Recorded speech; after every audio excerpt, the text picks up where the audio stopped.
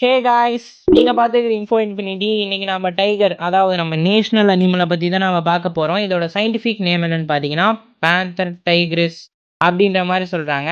இது உருவாகி நிறையா பிளேசஸில் வளர்ந்துருக்கு. எங்கெங்கன்னு பார்த்தீங்கன்னா கிழக்கு அனட்டோலியாவில் இருந்து அம்மூர் ஆற்றோட எண்டு வரைக்கும், அதாவது வத்தி போகும் பார்த்தீங்களா, அந்த பிளேஸ் வரைக்கும் நம்ம ஆளுங்க நிறைய பேர் இருந்திருக்காங்க. அதே மாதிரி தெற்கில் பார்த்தீங்கன்னா இமயமலை அடிவாரத்தில் இருந்து சுண்டா தீவுல இருக்கிற பாலி வரைக்கும், சோட்டா பீம் அந்த அந்த அந்த பாலி இல்ல,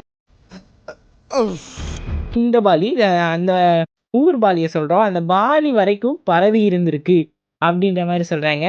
20th செஞ்சுரியில் என்னன்னா இவங்க பெரிய லாஸை ஃபேஸ் பண்ணுறாங்க. டோட்டலாக 93% ஆஃப் டைகர்ஸ் பார்த்தீங்கன்னா அழுகிய நிலையில் இறந்து போயிருச்சு.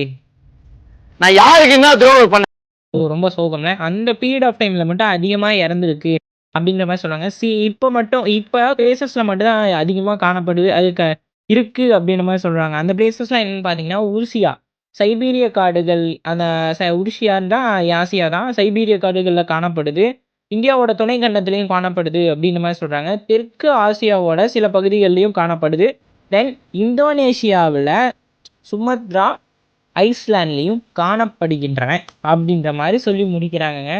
ஆனால் அதிகமாக வாழ்கிறது எங்கன்னு பார்த்தீங்கன்னா நம்மளோட இந்தியாவில் தாங்க அதிகமாக புலிகள் வாழ்கின்றது அப்படின்ற மாதிரி சொல்கிறாங்க.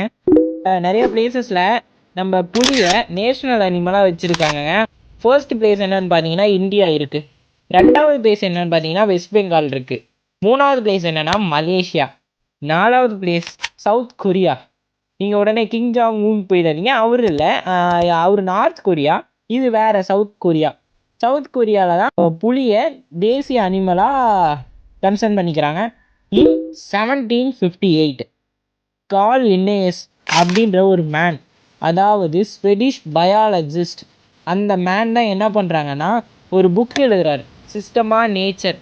இந்த புக்கை லாட்டினில் தான் ஃபர்ஸ்ட் பப்ளிஷ் பண்ணப்படுது. 1735 பப்ளிஷ் பண்ணுறாங்க.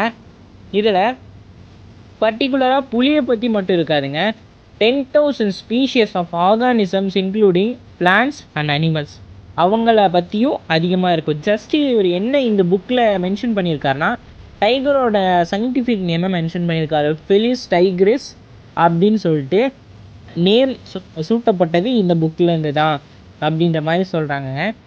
தேங்க்யூ ஃபார் வாட்சிங் திஸ் வீடியோ. உங்களுக்கு ஏதாச்சும் ஃபீட்பேக்ஸ் இருந்தால் கமெண்ட்ஸில் கண்டிப்பாக போடுங்க.